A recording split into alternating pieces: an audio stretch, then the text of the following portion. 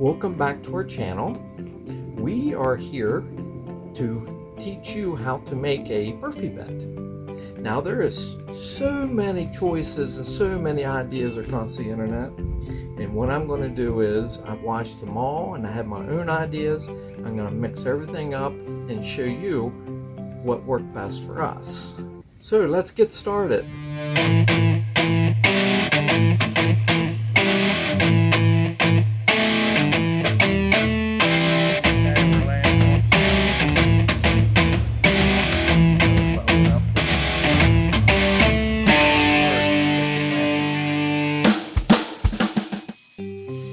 We're going to make the front or the bottom of the mattress. It's going to be, the mattress itself is 54 inches wide. So when we put side rails around the mattress, that's going to be 1.25 inches from this. So we need to add that to that and then cut it in half because we want to make the mattress base look like two doors, like a cabinet. So that's what we're going to do. So let's go ahead and cut our plywood. 27.5. Now that we've got the two pieces of plywood cut and the pieces around the edge, now Levi's going to explain how to use a Craig joint. So what we're doing is we got this Craig jig, and it gives it an angle like you can see over here. And it allows it to be able to screw sideways, and so you're not just screwing straight through the board. Yeah, so you don't see the screws on the outside.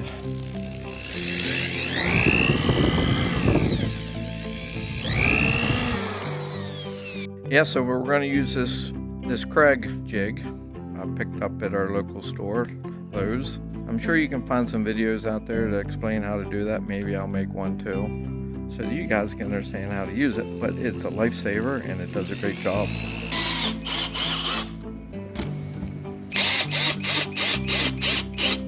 Okay, we have the framing all done for the bottom side. You can see we went ahead and anchored it about every 8 inches or so, and then went ahead and stuck 3 boards there towards the center. Now you could have spaced them out a little bit more, but most of the weight's going to be in the center when a person's laying on the bed, so that stiffens that up. So now we're ready. We got the boards all in, and what you want to do is get some drywall screws. Inch and 5/8 would be good. I'm going to use these. Just go ahead and anchor them in at each end of one of these, and even right here, and just sink them in so they're just under the surface. Because what we're going to do is we're going to cut a piece of board, 3/4 inch board, and basically wrap this whole thing. Also keep in mind, as we're putting this together, I will have a list of individual boards, the different lengths and the sizes of each board in there, to make it easier for you if you want to follow step by step building this, to make it real easy. And you can go ahead and cut all your individual pieces ahead of time if you like. So just keep that in mind as we go through this process of building this Murphy bed. Okay, we got this all laid out now, and I went ahead and used I think it was 3/8 thick plywood, so any thickness would work. So I went ahead and cut that to length, and then I'll take a piece of drop and put a line across for the cross members. That way I know where to put the screws. Now go ahead and put those on, and then I cut a piece for down through the center.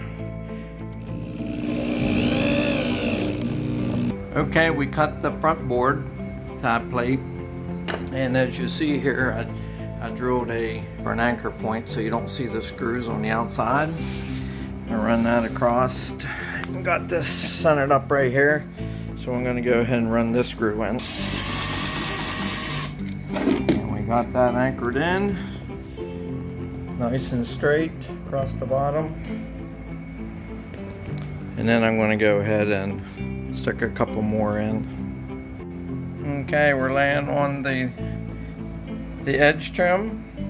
You just cut it to fit and lay it on there, and you just iron it on, which is fairly easy. You just don't want to have the iron on one spot too long. Of course, you can burn it. Ask your wife. Ask her if you let it on too long when you iron the shirt, what happens. Okay, I think this is the hardest part of building this bed, is knowing where the pivot point will be. And I did some testing, and I took this whole big board right here, or little board I should say, and lay it on the side of the fold down part, and I put it here in the center, as you can see, but actually I need to move it this way 3/4 of an inch. So basically from the bottom of the floor at the floor point up 12 inches and 3/4 is to the center, and then from the front it should be 2 3/4. Now that's how it works for my bed that I'm designing here. Yours could be different. And when it's pivot on here, the back side against the wall, there, when I tested it, there's like a 1/4 inch gap, so the bed will fold nicely. So now I'm going to go ahead and drill a hole straight through. And you can see here, this is my test piece. This is what the pivot thing looks like, and there'll be a ball bearing in there. And then I'll drill the hole and then put that in the center right here on the main piece. So we'll go ahead and drill that.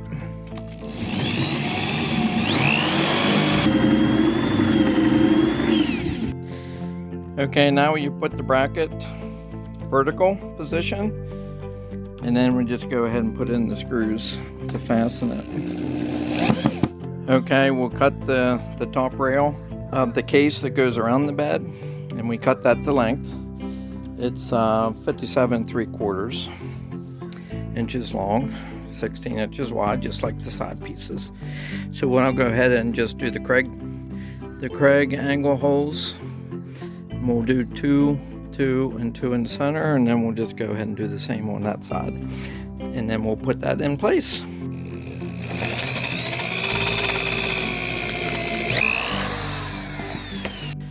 Now, as you can see, what we did is we lowered the box down away from the wall, and after we measured and put those brackets in here, then we're going to slide this outside piece in. Of course, you want to make sure you paint the inside of the box where the mattress goes, the outside of that, and the inside of this housing piece, because it'll be hard to access once it's completed. So now what we'll do is we have this around the outside, and then we will slide it in here, and we have this little ball bearing. I'm not sure if it's useful used this way or not, but we need to put that in there, that way the spacing's right. And we'll put that in there and hook these together. Okay, now you saw how far we got. Now what we do is across the bottom. Did 2 across the bottom and the back side. We need to put some stiffeners in the back side against the floor, and that was 57 3/4. So we'll mark that. That one we're going to use 2 of these. Since we run out of plywood to put back there, we'll just use some of these extra pieces of 1x4s, 57 3/4, and we'll go ahead and cut them and screw those into place.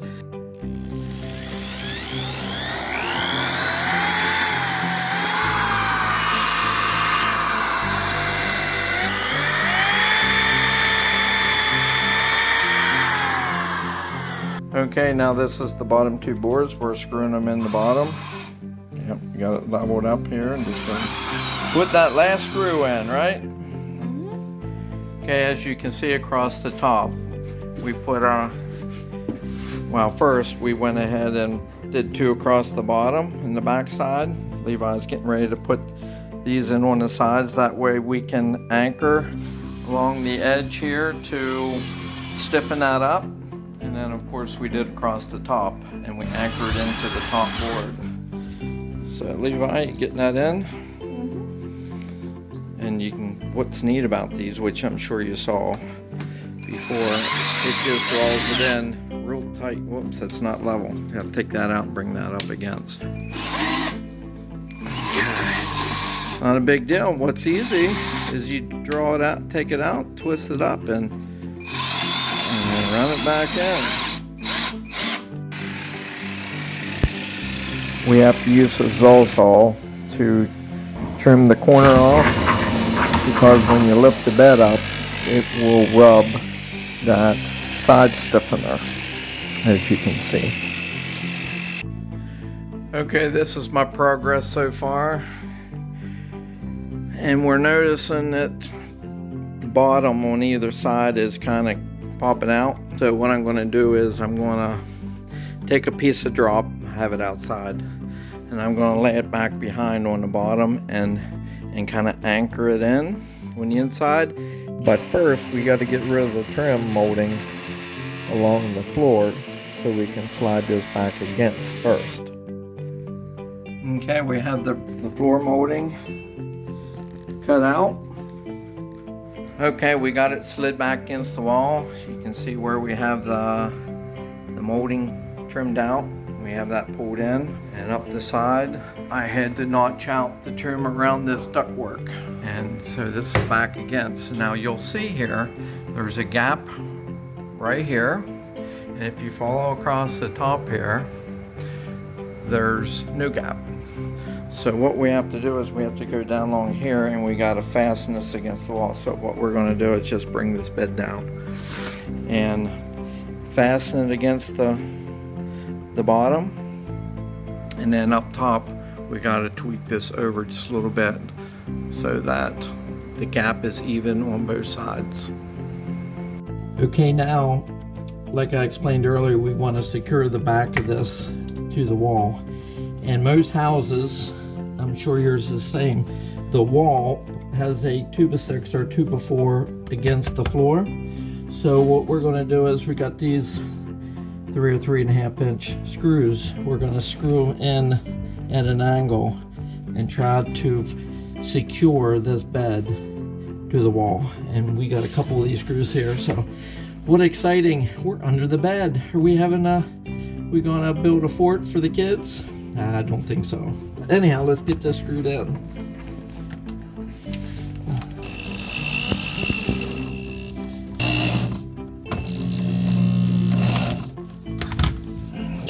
Looked like it pushed together. Yep, it worked. Now we're just going to go ahead and put the last couple in. And the last screw goes in.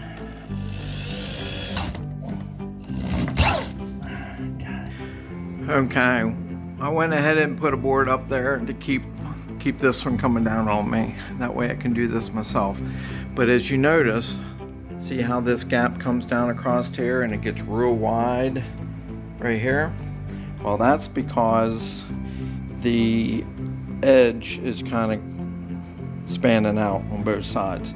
So what I did is I made myself a bracket here, and I'm going to screw it tight here and screw it tight on that end, and then I'm going to put a clamp on here to pull it tight. And as you can see, I cut a piece of wood here the same length as the top one. It's 57 3/4. And I'm going to go ahead and because when you put the screws in here, there'll be a big gap. As you can see right there's a big gap. That way the screws don't have to pull it tight and then risk stripping out the wood. So we'll put this bracket on here and screw it into the side temporarily, and then put a clamp on there to pull this close. So make sure, now this clamp can only open so far, so you want to make sure you use a clamp, and before you fasten this board, it's not too far apart that the clamp won't fit in. So we got that to the max, and as you can see on this side, see the big gap there, because what happens is we need this pulled in so that your cylinder don't pop out of the chassis in there, and then your bed fall out when you're raising and lowering it.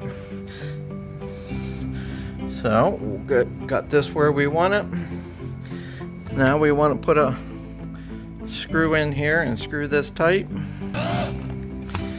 Okay, we kind of screwed pulled this tight and kind of pull everything together. And see how we got this pulled tight right there. Tight, no gap there now, like it was earlier. And you can still see in here, it's just a little bit apart, but that's not too bad. And we'll kind of pull this apart when we put this strip of trim on. So there you can see how we did that. Now you might be asking the question, how am I going to get in there to put these Craig screws in? Well, that's a very good question. What we're going to do is we're going to go ahead and put a screw on the outside in. I hate to have to do that right there, but we'll fill that in with some wood putty to cover that hole up. But we'll put that in, just kind of hold it in place, and that way then we can take all this off and then lower the bed down halfway while somebody holds it, and then I can put their screws in. Okay, we can take this all off and unscrew these. Take that off.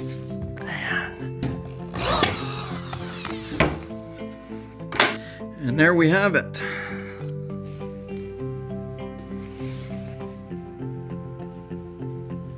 Okay, now we set the bed down, as you can see, and then I'm going to go ahead and put these 3 Craig screws in here on both sides. So we'll go ahead and put those in, anchor them in good.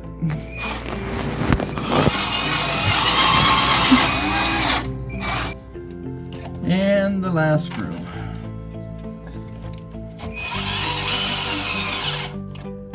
All right, great job, huh? So what's next?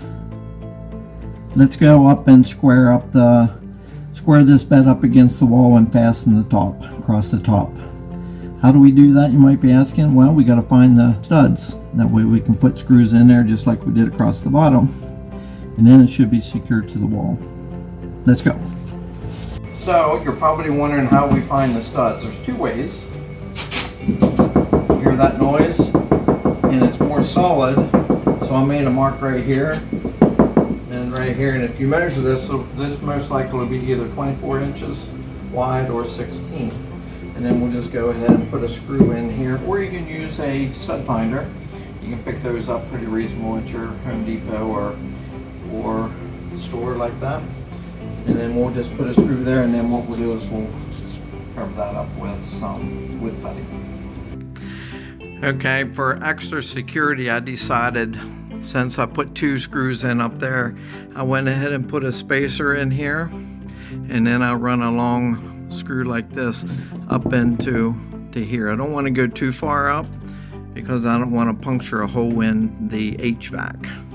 Okay, here's what it looks like. I have the trim on, and I went ahead and run this trim just a little bit above, but I checked it, make sure it opened and closed without hitting. That kind of gives a little bit better look across the top. And then I put like a 1/4 inch lip here on both sides and put a strip down across the front. This will help stiffen up both sides. And then across the bottom. And when I pull this out, you can kind of get an idea of what it looks like. And then I went ahead and put crown molding up top. And then I put that spacer in there because this front facing sticks out a little bit. So it looks pretty good. So now I went ahead and put a piece across the bottom. When I run this out, you can kind of see what that looks like. Kind of gives it a little bit of a step up look. Okay, well, there you have it. If you have any questions, feel free to put in some comments down below, and I'll try to answer them as quick as I can. I usually read all of them, as you probably noticed out of some of the other YouTube videos I've done.